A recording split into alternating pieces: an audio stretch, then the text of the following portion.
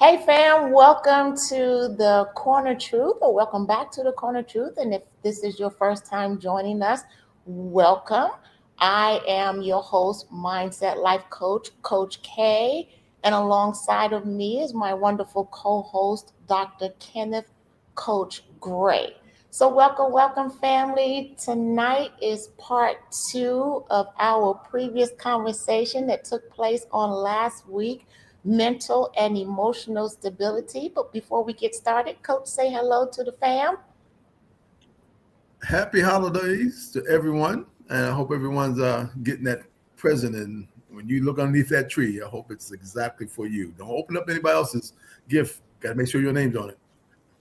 All right, you're going to have to turn up your mic a little bit because we can barely hear you.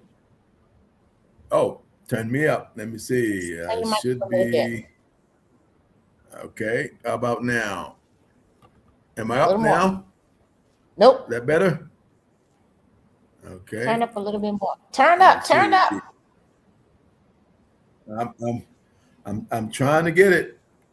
I'm trying to Uh-oh. get it. All right. All Let right, me. family, bear with us. We're No, no. having a little bit of technical difficulty here. Can you hear me now? I can hear you barely. All right, can somebody do me a Oh, favor and put in the chat if you can hear both of us? hello. Hello to everyone. All right. I never I want say. to make sure the audience can hear us. So can Okay. someone put in the chat All if you can right. hear us? Thank you. Thumbs up. Yeah, I see Ken here. Yes, I see a lot of Okay, good. no Because thumbs, I'm but I unable can see to some see yeses and on my end. Okay, well, you know what? We're gonna rock and roll this thing. We on live television and we're gonna rock and roll with it. So last week we left off with a fabulous conversation, fam. We kind of jumped a little bit all over the place, but the subject we still kind of remained within the context of the subject, which was dealing with mental and emotional health and stability post COVID and in the present. We covered a lot of things such as um, knowing that it's okay to not be okay, and how do we come together as a community to help our loved ones who may be struggling with depression, anxiety, or just being stuck and just moving forward. So we're going to pick up where we left off last week, but Coach, we're going to kick it off with a couple of,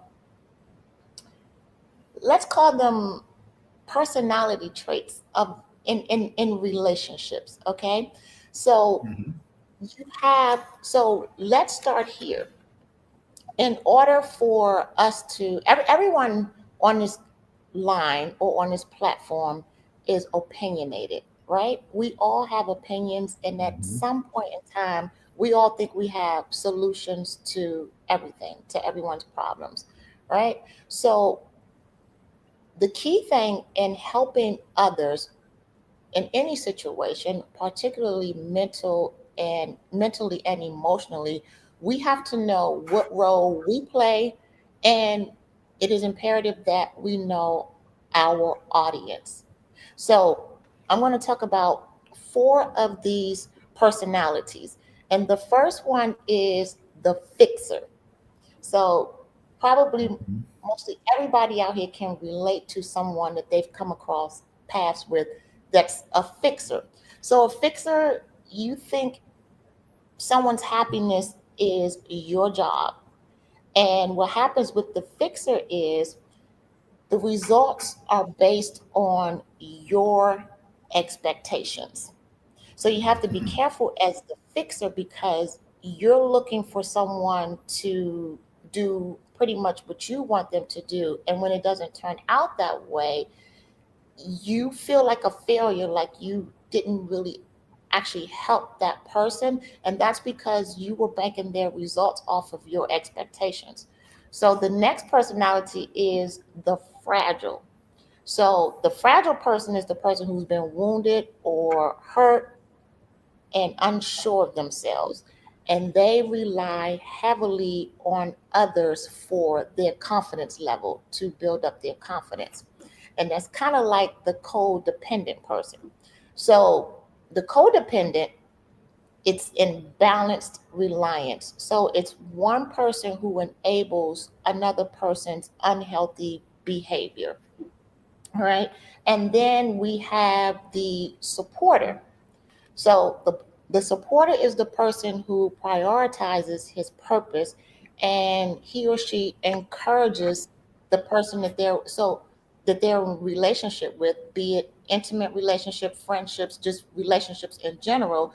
They encourage those people to prioritize their purpose as well.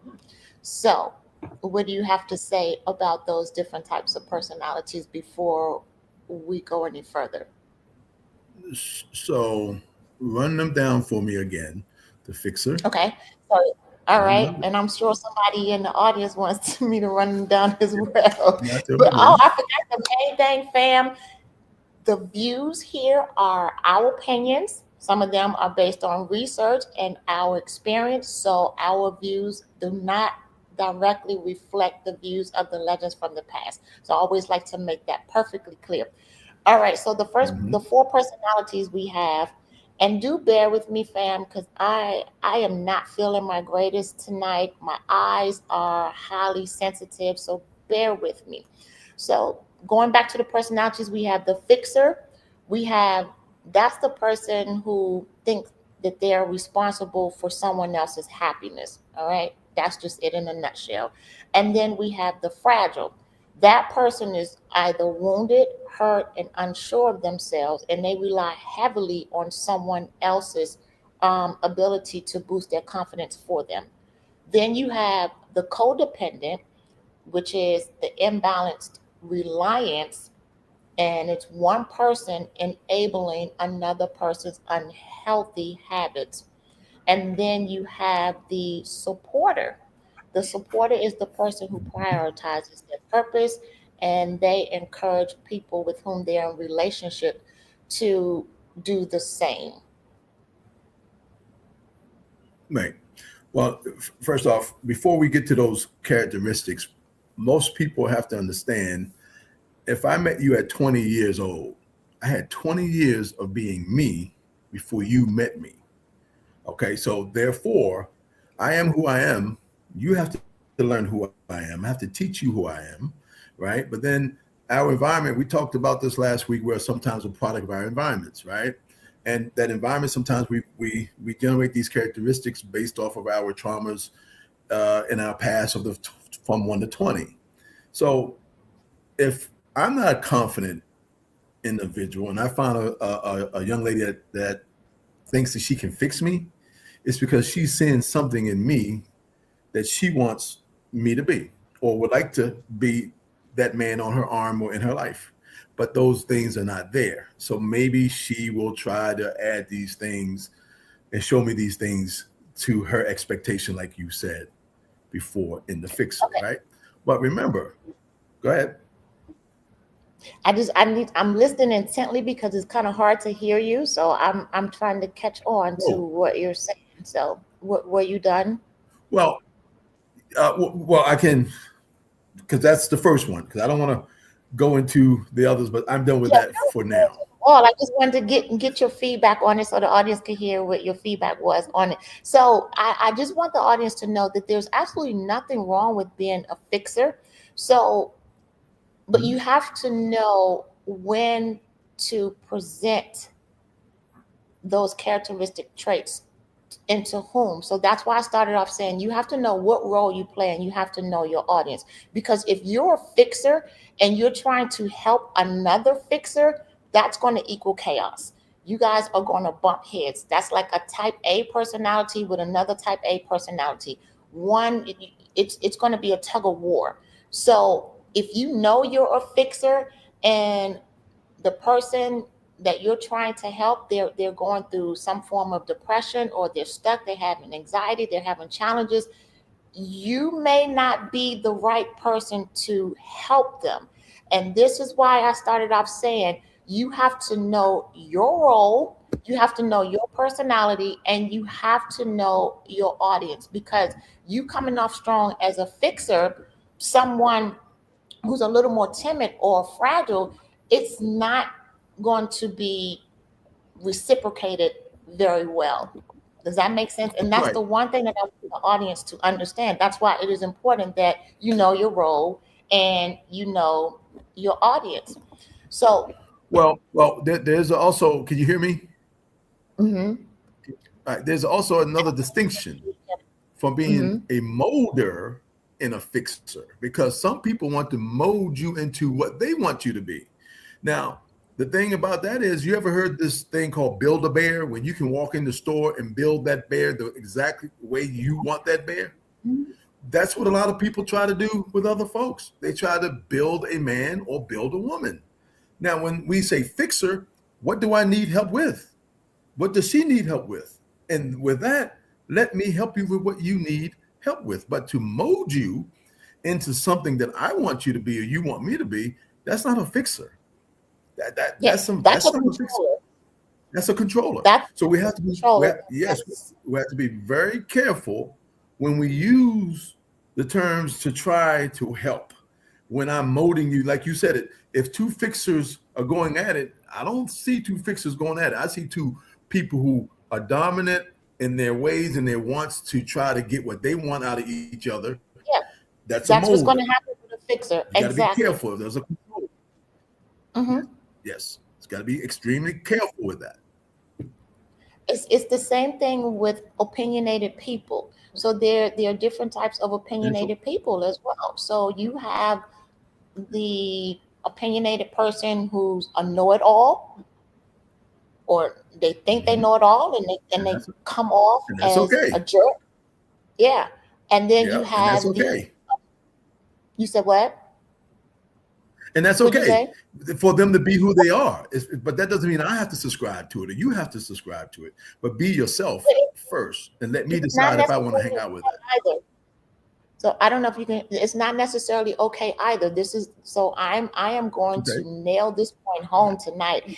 It, this is why we have to know our role and know our audience, because in different environments, it's not okay, because you can come off, when you're trying to help someone, you're trying to pull somebody up out of a pit. It is not okay to enter into that scenario of trying to help that individual coming off as obnoxious and that you know everything, because you're going to lose that person.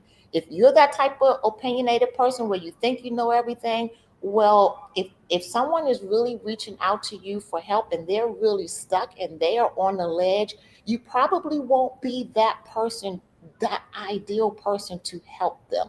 That's why, again, you have to know who you are, you have to know your role, and you have to know your audience. Those things matter when you're looking for a breakthrough and you're really earnestly trying to help someone out of a rut. And that is key. So, again, we have to know which angle to come from. And as we talked about last week, sometimes we have to pass the baton. We have to go and get someone else. Hey, this is beyond me. I, I don't think I can handle this. And that's when you go and grab someone else to pull in with you or say, hey, what type of advice do you have to offer me? How can I help this individual? Does that make sense? Yes, and what I mean by being okay, because that person's characteristic is he is already who he or she's already is. Now you have to find those things out. It takes time for you to find out that they are those type of people. But what I'm saying to you is, if I first met you and you didn't show me any of those characteristics, and I'll let you in my life, I'll let you in according to what you were feeding me. And if you change into this obnoxious individual and it wasn't there before, that's when we move away from folks. Okay. What I mean by that is, if I'm a narcissist and I don't show you that I'm a narcissist, and I've lied to you, that means I'm lying to you. My true characteristic is to only get you in so I can now show you my true self, which a lot of people do. It's called manipulation. Okay. A lot of Oh, people absolutely. manipulate. Right. They manipulate to get what they want. Then the monsters and everybody comes out. My point is this. Okay. I want to vet you so well before I let you deeply into my world. And you have to be truly yourself, because if you show me that before I let you in, I'm walking away. And or I should push you away, because I have to protect you too in a relationship. If I'm a true man to my word, if I feel I'm the wrong person for you, I have to let you know that. And I've done that many times. I'm the wrong person for you. So we got to be So very careful. this is not just intimate relationships. So we're talking about relationships clear Mhm. across the board. So I want to make sure that we, kind of stay on target with that. So it Mhm. can be an intimate relationship or it can just be a friendship. So the point of the matter is, how, like we talked last week, how do we help those who are stuck?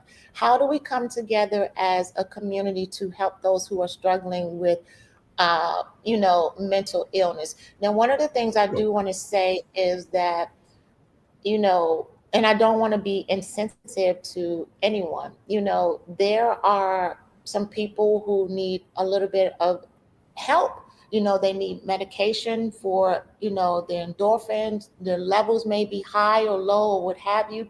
But then there's a difference in someone who needs, you know, a hand up to help them come up, to mhm. help pull the motivation from within them, because none of us can motivate anyone. We can only motivate Right. ourselves. What we can do as supporters or helpers is to help pull that motivation out of that person so that they can kind of get out of that rut, if you will. Does that make sense? Yes. So, Well, yeah. Again, everything is a relationship, as you just mentioned, yeah. right? Um, so, again, as a friend, I could try to fix my friend. I could try. You're right. So when we're talking about, what is a fixer and so on tonight, so we want to be very clear on our first topic, right? So I just want people to understand that a fixer can be misconstrued to some degree. so, so you talked about vetting people. That's a good point. So, Yeah. there, I don't know if we talked about it on the last show, but we have talked about it before. I used to tell my son when he was young, frequently you need to go back and revisit your circle and see who's Mhm. directly inside that parameter and who needs to be on the outside of that, because everyone who's on That's right. directly on the inside has access to your heart. And That's because right. you are friends with someone doesn't mean that every friend deserves direct access to your heart. They belong on the Right. outside of that perimeter. And so Mhm. we have to constantly revisit our circle and see who's in there. Um, we also want to make sure that it's just not a transactional type thing. Mhm. I get Mhm. from you, or we're taking all the time, and it's not a balance. We want to make sure that there is a balance. So Right. that being said, it is important that we vet individuals who come into our That's right. lives. You Yeah. Yeah. that's part of establishing boundaries. That's part of protecting our heart, our peace, Yeah. Absolutely. our our mental health, if you will. So I don't know if you can see the comments there. I am unable to see comments on my side. So if the Um, viewers are asking questions, please not, know not, I am unable to yeah. see them at the moment. Yeah. I don't see any. Just some folks loving our host, or our the man behind the scenes. Mr. Wallace, the superstar. you know, I don't see many questions, anything at the moment. All right. So one of the reasons why we wanted to do a part two is because we are upon the holiday season, and during this time of year, you find a lot of people who go through depression because they're missing loved ones, or they feel like they're inadequate, or they can't provide for their loved ones, or all sorts of reasons. This is the time of year we see a lot of fires, homes being lost. There's a lot of loss during this season. And so I really wanted to piggyback off of last week's conversation to kind of offer the viewers some tips and how to navigate through this holiday season. you know, Mhm. so one of the things that I wanted to talk about is how we as human beings we cycle through 6 layers of emotions, right? And we go through when we're hurt, when we're depressed, when we have anxiety, when we're angry. We go through, all of us go through these 6 layers of emotion, and they are anger, you have pain, you have fear, you have regret, and you have desire. And at the Mhm. top of that list is love and appreciation. That is the Mhm. point that everybody wants to get to, is the love and Mhm. appreciation piece. Mhm. So, but before we can get there, it's like an onion. We have to peel Layers. back, That's right. and that's why you will always hear me say that when I'm going through something, it is imperative for me as well as everyone else that you address the emotions that you are feeling or that you are going through at the moment. You may not be able Mhm. to explain to anyone exactly what's wrong with you, but you can identify the emotion that you're feeling. If it's anger, address it. If it's Right. pain, address it. Whatever that emotion is, address it. And that's a part of peeling back the layers so that you can get to your top desire. And that is the love and appreciation piece. Right? Yeah. All right. What do you have to say about that? Hmm. Well, again, we also have to, when we get to these places of boundaries, we have to look at ourselves first, and we have to do the self examination of who we are. Sometimes we know we're angry. For what reason? Sometimes we know we're passive aggressive. For what reason? Sometimes we know that it's hard to express myself. We know that before we meet other people as well. So when you engage with folks, and then you become someone who's a, what you say, um, attached, or what is it? They use that word clingy, right? Because you need that that sense of love, appreciation. Some people seek it because that's what they received when they were younger, part of the layers of the onion, and some has never experienced it and seeking just to feel what love and appreciation feels. So self-examination and assessment is probably really good first, and then we figure out, how we meet our friends. Because I know with me, when I made friends of interest. Who was I interested in? What did they do that would allow me to hang out with them or do what they're doing? If I didn't like it, I stayed away from them. So I think we assess a lot and we want a lot, and sometimes we don't know how to express these things a lot, you know. So you mentioned earlier about being a product of your environment. Environment. I Yeah. think I want to talk about that. So being, when we say people are who they are, it's not necessarily who they are. It's who they have become Sure. because of their environments. So I Environment. hear people Absolutely.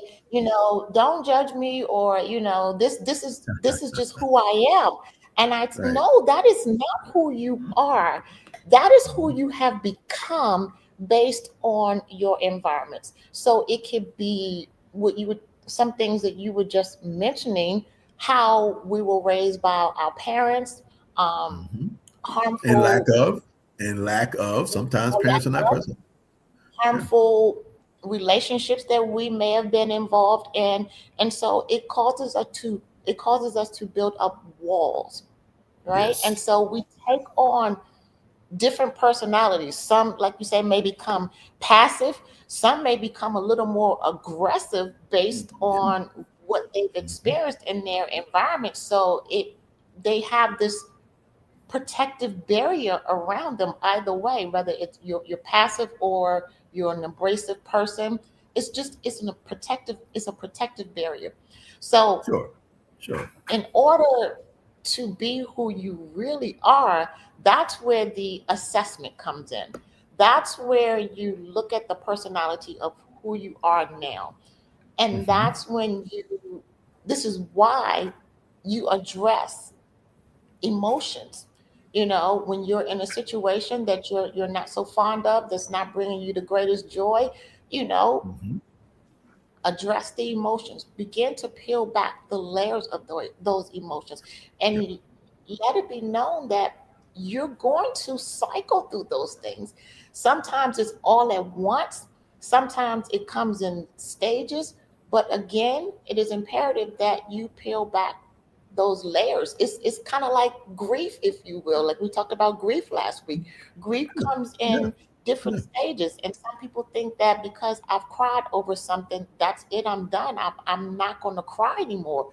Well, with that, when that happens, you begin to suppress your emotions, you push them down, and you get a false sense of okayness. I done made up a new word. You get a false I sense of understand it. okay, I I'm understand okay, it. I'm Yeah. good. And Right. you're not, because you haven't really dealt with it. You just pushed it down. You buried it under That's the part of the soil. masking. That's part of the Yes, masking process. Yeah. absolutely, absolutely. Hmm. So, guys, bear with me. I sound like I'm losing my voice a bit, but all right. So here's the thing. I want to read a quote to you. Not only do people have a hard time understanding their emotions, they can't control them when they do understand to change the negative experience until the emotion is addressed. And that's why I say we must address every emotion that we're feeling. Now, that doesn't mean Hmm. that we go out here and we are reactive to everything that someone says to us. No, that would be being foolish, because we should give thought to what's going to proceed out of our mouths. Because again, we have to be mindful of the recipient. And then, is this something that's going to benefit us in the end? um, Right. how is it helpful all the way around? So, Hmm. excuse me, I am so sorry.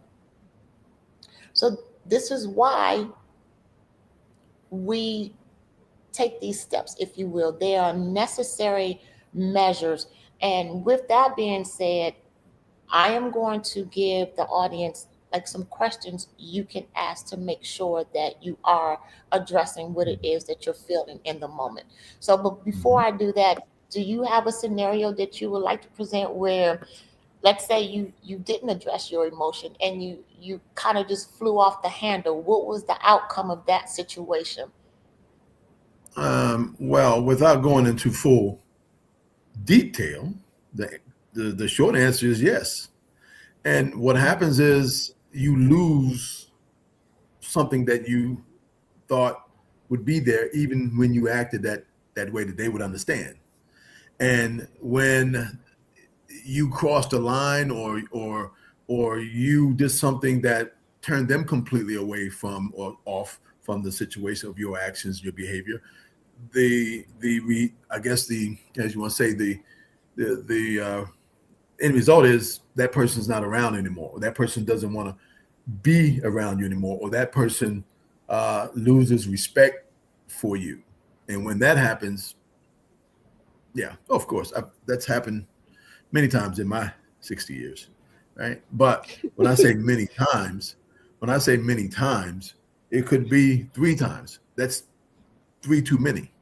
So what Three too happens many. is, right? So what happens is I learn from it, from each time, from a child, from a young adult, and then an adult. Because trust me, it happened in all three phases, right? And so as a child, I said, I'm not doing that anymore. As a young adult, I'm Mhm. thinking, shit, wait a minute, what's this? But as an adult, I had more time to figure out what I'm doing, when to do it, how I do it, and should I do it? And it was well thought through. And I thought, okay, this time I can. And no, it's the same. It's probably the same result. So yes. Okay. So, so, all right, coming back. So, very quickly, the essence of addressing your emotion is to change the thoughts about the emotions, right? So, these are the questions that you want to ask yourself when you're upset. Number one, why am I angry? Right? So you always want to know why, what is it that's making me angry? Where is this coming from? That's number two. Number three, what is it exactly that's hurting me? What's hurting me? And then you want to ask yourself, what are my fears? What am I fearing? And then number five is, what is my desired outcome? What do Mhm. I want to get out of all of this? So See? it's kind of you're going on an investigative journey for Right. yourself, because again, like I said, with those questions, it shows how you cycle through those six layers of emotion. And so when you take the time and you sit back, this is why it's important that when we're angry, we don't pop off or be so reactionary when we're Mhm. angry until we've had time to sit back and kind of give things some thought. Like, why Mhm. why am I angry? Because when you ask yourself these questions, you may find that that's not even worth my energy. Maybe Right. I'm just a little pissed off because, uh huh. Mhm. Go ahead. No, Were I'm you saying trying to that, say? no, I'm agreeing with you. And those are just little gestures that I make, but I was jump right to number six. We want all five of those things to go away. That would be my Mm-hmm. desire at the end, is to stop all those things that got me before number six, right? And again, we don't want to hurt anymore. We don't want to be angry anymore. We don't want those things. My ultimate goal is to get to number six, to have all that stuff eliminated. But So, sometimes and, we have and to then let's. all do that to get to Mhm. number six. So we go to number So five to get to number number six. six is the love and appreciation, right? So Mhm. now let's make no bones about it. It is okay to be angry because being angry is actually a healthy emotion. But what makes it wrong is what we do with it when It's the intent. anger is It's the out of intent. Yes. control. Hmm. When anger is out of control. And Yes. so we want to make sure that we are in control of our anger. This is why it's a dangerous state to allow our emotions to dominate us and us to not be in control of our emotions. Because you want to see someone spiral out of control, watch a person who's dominated by their emotions. They are Mhm.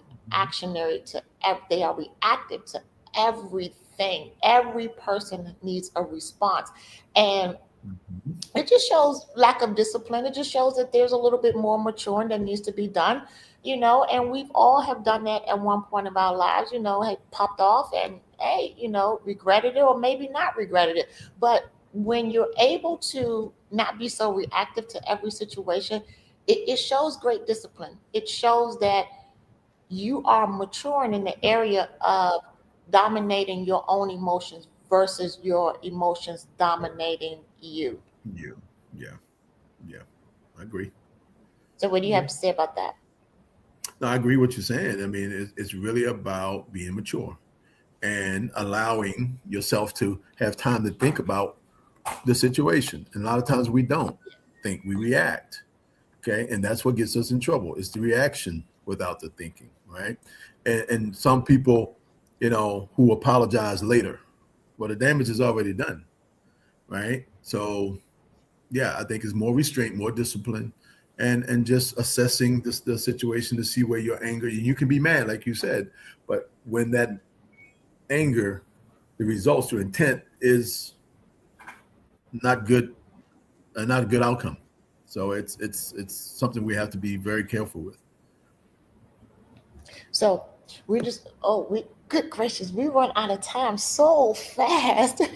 So a few things that I want the audience to know tonight is that you are extremely valuable. Whether you are a man or a woman, you are valuable because of the mere fact that you are a human being.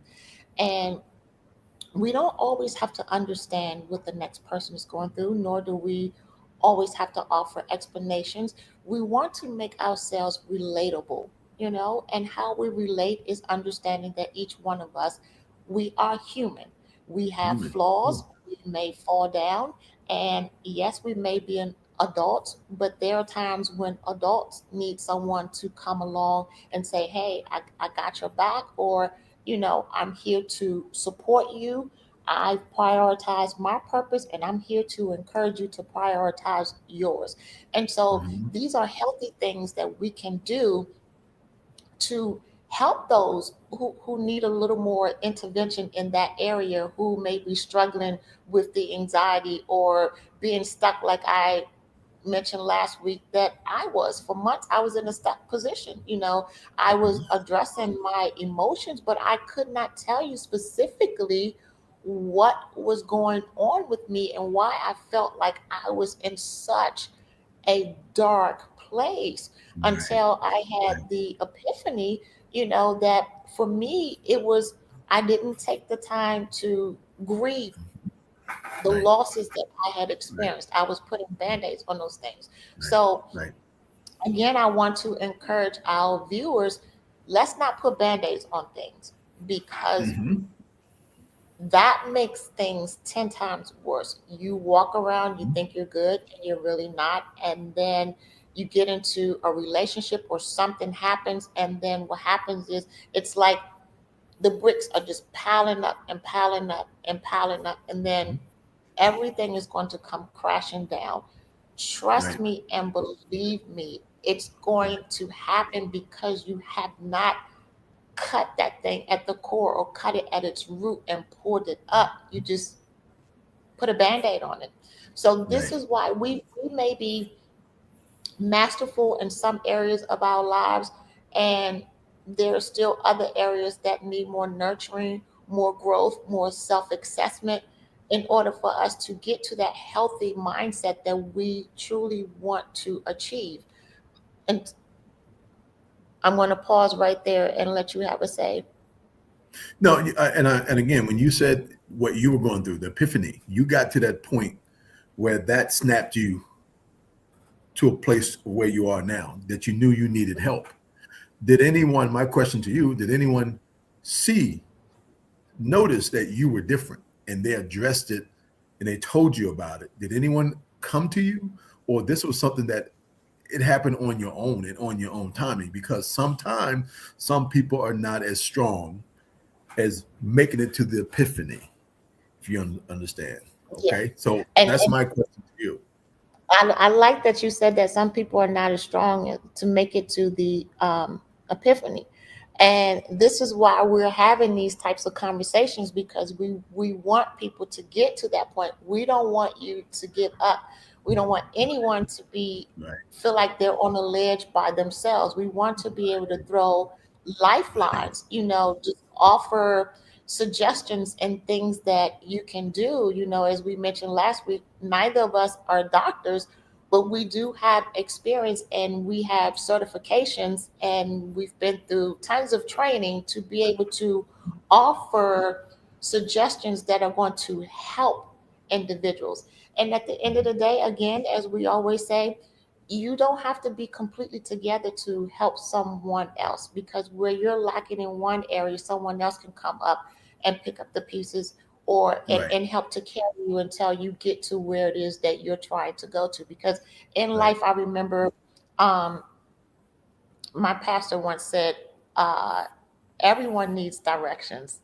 Mhm. Everyone needs directions to get to their next journey. We Sure, don't have it all sure. together. So GPS. I want to paraphrase how he put it.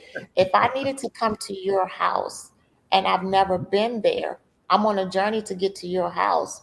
I need you to provide me with directions. I need assistance from you to help me to get there. And this is how we are as human beings, even as adults. Sometimes we need Sure. assistance to get to that next journey. It doesn't mean that there's anything wrong with you.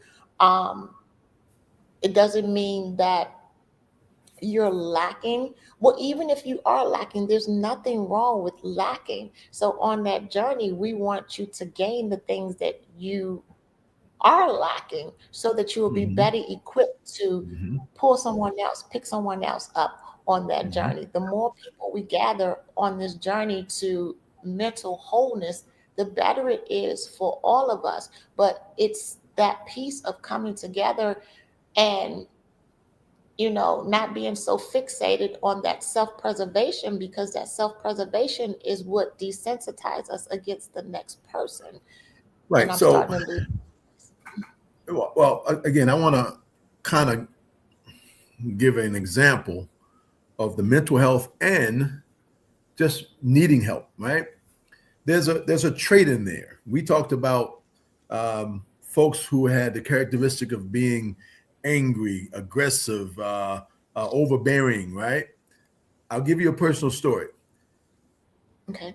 My sister-in-law, it was her behavior of who she was and who she is that saved her life, literally. Because at work, she had this pattern and she never missed. She never missed work. She was always on time. And there was nothing that, wait a minute. And when she wasn't there, they sent people out looking for her, even Mm-hmm. past even her house. But can you imagine if I was a butthead, a a-hole, a person that you can't stand? You're not going to send nobody out.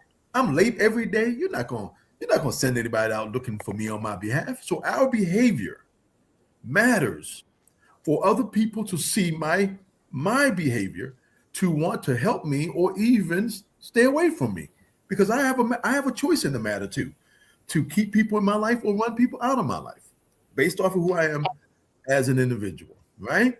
So that's what I'm saying is, I think mental health, from the COVID side to what was already there, the environmental, all of it links at the end of the day. So who has the greatest responsibility of all? Self. Yeah. We do. So For you to like you, me, you I mhm. got to give you something to like.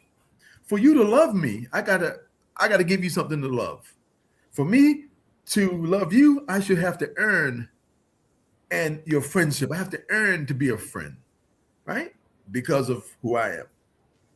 Those things matter. What did you said, wait a minute, hold on, back up. You said, for you to love me, I have to give you something to To love. love.